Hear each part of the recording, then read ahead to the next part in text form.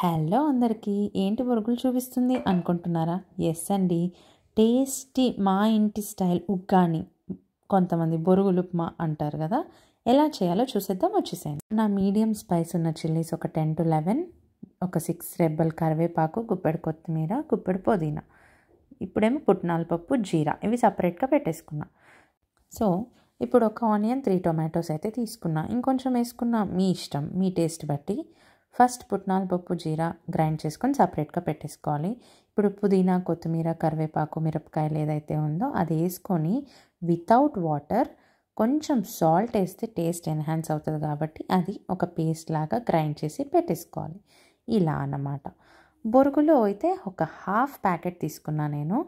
So half packet బొరుగుల్ని వాటర్లో వేసి ఒక 2-3 minutes అవి వాటర్ పీల్చుకొని ఆ నానేంత వరకు ఉంచి నేనైతే పిండేసి సపరేట్గా పెట్టేసుకుంటాను. మరి ఎక్కువసేపు ఉంటే మరీ నానిపోతే కూడా బాగోదని చెప్పి ఒక 2 minutes అలా ఉంచి పిండేసుకొని సపరేట్ తీసేసుకోవడమే. ఇంతకీ ఇప్పుడు ఈ వంట నేను చేయట్లే అండి, మా అమ్మ చేతి వంట. సో మా మమ్మీ స్పెషల్. సో ఇప్పుడు 3 teaspoon ఆయిల్ వేసుకుంది మమ్మీ. వేసుకొని బేసిక్ మనం వేసుకునే ఆవాలు, జీలకర్ర, మినపప్పు, పచ్చెనపప్పు, ఒక ఎండుమిర్చి వేసుకొని తాలింపు వేగేదాకా ఆగి మమ్మీ అయితే కొంచెం ఇంగు యాడ్ చేస్తుంది ఇక్కడ. సో ఇంగు యాడ్ చేసి 1 ఆనియన్ ఏదైతే కట్ చేసి పెట్టుకుందో ఆ ఆనియన్ కూడా వేసేసుకుంటుంది ఇప్పుడు.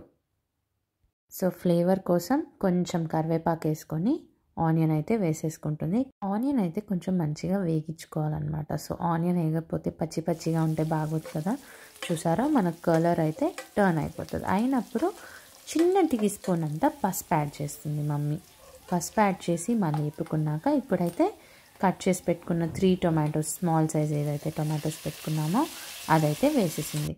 ఇప్పుడు టొమాటోస్ అయితే యాడ్ చేశాక కొంచెం అలా మిక్స్ చేసి మమ్మీ అయితే ఒక 2 minutes మూత పెట్టేస్తుంది ఇప్పుడు.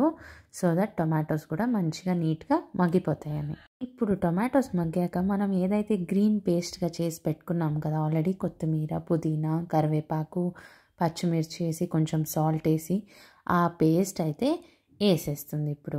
నీట్గా వేసేసి కొంచెం ఏమన్నా అతుక్కొని ఉంటే ఒక్క చుక్క, just a little water can be used, మరి ఎక్కువ వాటర్ అయితే యూజ్ చేయొద్దు.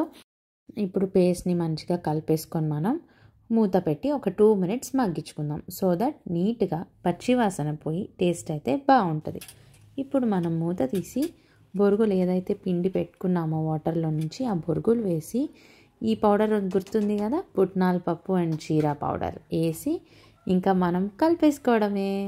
చూడండి అవుట్పుట్ ఎలా వస్తుందో. కలిపి నీట్గా కలుపుకొని మళ్ళీ ఒక మూత పెట్టి ఒక 3-4 minutes అయితే మగ్గించుకోండి. బికాజ్ మనం బొరుగులు ఇప్పుడే వేసాం కాబట్టి అవి కూడా వేడయ్యి ఆ టేస్ట్ అంతా దానికి పట్టాలి. బట్ టేస్ట్ అయితే ఉంటుంది, రియలీ యమ్మీగా ఉంటుంది. మీరు కూడా ట్రై చేసి ఎలా వచ్చిందో కమెంట్ సెక్షన్లో పెడితే ఇంకా చాలా హ్యాపీ ఫీల్ అయిపోతా.